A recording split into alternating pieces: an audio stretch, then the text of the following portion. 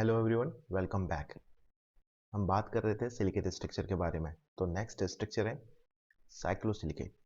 अब देखो, जैसे कि सोरोसिलिकेट में हमने बात की थी कि एक जो ऑक्सीजन है टेट्राहेड्रा का वो शेयर हो रहा था। अब इस केस में क्या होता है कि दो ऑक्सीजन शेयर होते हैं। तो अब इस टेट्राहेड्रा में देखोगे आप तो क्या हो रहा है, ये वाला ऑक्सीजन और ये वाला ऑक्सीजन शेयर हो रहा है।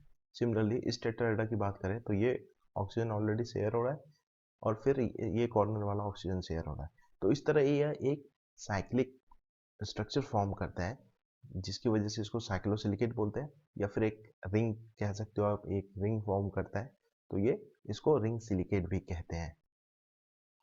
अब इसकी अरेंजमेंट जो है तीन तरह की हो सकती है। तो वो देखते हैं कि किस किस तरह की वो अरेंजमेंट हो सकती है। अब पहले वाले डायग्राम में देखो, यहाँ पे क्या है कि तीन टेट्राहेड्रा कंबाइंड हो रहे हैं। ये वाला जो डार्क वाला पार्ट दिख रहा है आपको वो सिलिकॉन एलिमेंट है, ऐसा ही है। तो अब क्या हो रहा है, each of the three tetrahedra share an oxygen इस केस में। तो यहाँ पे ऐसा ही कितने हो गए, थ्री हो गए, और ओ हो जाएंगे यहाँ पे 9।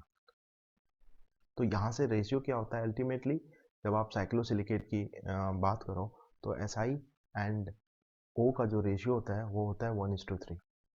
तो अभी यहाँ से देखोगे तो क्या रेशियो है, 1:3। सिमिलरली यहाँ पे देखो, ये भी एक क्लोज साइकिल फॉर्म कर रहा है। एक देखोगे तो आप स्क्वायर की तरह ये दिखेगा आपको।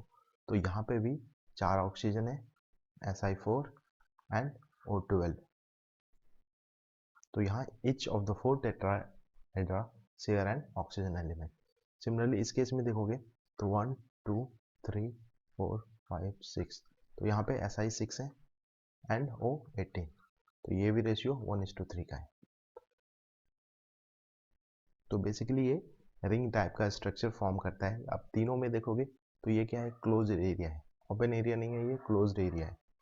तो इस वजह से इसको साइक्लोसिलिकेट या फिर रिंग सिलिकेट बोलते हैं। अब इसके एग्जाम्पल क्या है वो इम्पोर्टेंट है आपके एग्जाम में।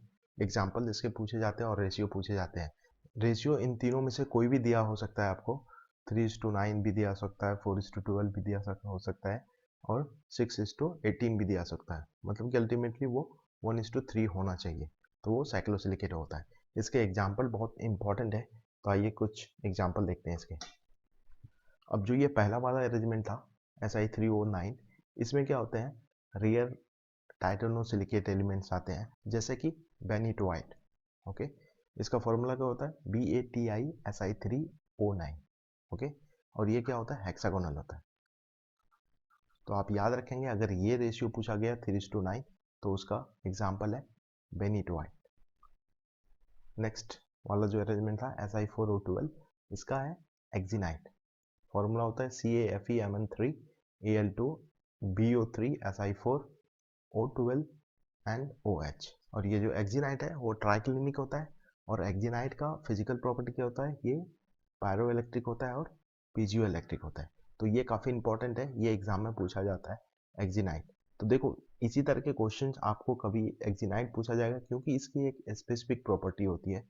तो कहीं ना कहीं ये एक्जिनाइट आपको पूछा जाएगा, या तो फिर वो किस क्रिस्टल सिस्टम में होता है क्रिस्टलाइन, या फिर सिलिकेट स्ट्रक्चर के बारे में पूछा जाएगा। तो ये साइक्लोसिलिकेट में आता है और 4:12 इसका रेशियो होता है। तो इसलिए ये इंपॉर्टेंट हो जाता है यहाँ से एक्जिनाइट।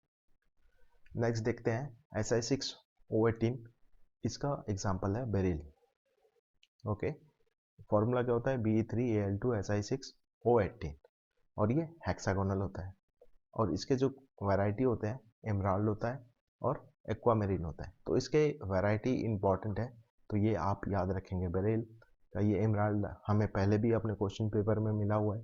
तो एमराल्ड होता है, बेरिल का वैरायटी है, एक्वामेरिन भी उसका वैरायटी है, और बेरिल से बेरिलियम एक्सट्रैक्ट करते हैं हम, एंड ये यूनिएक्सियल नेगेटिव होता है। तो ये इंपॉर्टेंट प्रॉपर्टी है, यहाँ से कुछ ना कुछ क्वेश्चंस आते हैं, इसलिए मैंने ये प्रॉपर्टी बताई आपको। तो ये इतना याद रखेंगे। इसका एक और एग्जांपल है Si6O18 की बात करें तो टूरमनिल। तो या फिर बेरिल या फिर टूरमनिल, ये एग्जाम में आता है, साइक्लोसिलिकेट के रूप में पूछेगा, या फिर उसका रेशियो पूछेगा 6:18। तो ये याद रखेंगे, दोनों एग्जाम्पल काफ़ी इंपॉर्टेंट है, बेरिल एंड टूरमनिल। ये ट्राइगोनल होता है, यूनिएक्सियल नेगेटिव होता है, और हाई मैग्नेटिक सस्पेक्टिबिलिटी होती है इसकी। तो ये भी एक इंपॉर्टेंट प्रॉपर्टी हो गया टूरमलिन का। तो इसलिए ये भी पूछा जाता है। तो जो जो ये इंपॉर्टेंट पॉइंट यहाँ से एग्जाम्पल से बनते थे मैंने आपको बताए। आई होप आपको ये पता भी होगा, तो एक बार ही आपका रिविजन हो गया होगा। तो ये कुछ इंपॉर्टेंट पॉइंट है जो मुझे इंपॉर्टेंट लगता है, वो मैं आपके साथ डिस्कस करता हूँ। यहाँ पे ज़्यादा कुछ स्ट्रक्चर को डिस्कस करने वाला नहीं था, तो मैंने नहीं किया आपके साथ। जब हम आयनोसिलिकेट करेंगे वहाँ पे हम उसको थोड़ा सा और डिटेल करेंगे। अपना सपोर्ट बनाए रखें, मैं इसी तरह से आपके लिए वीडियो लाता रहूँगा। So thank you for watching this.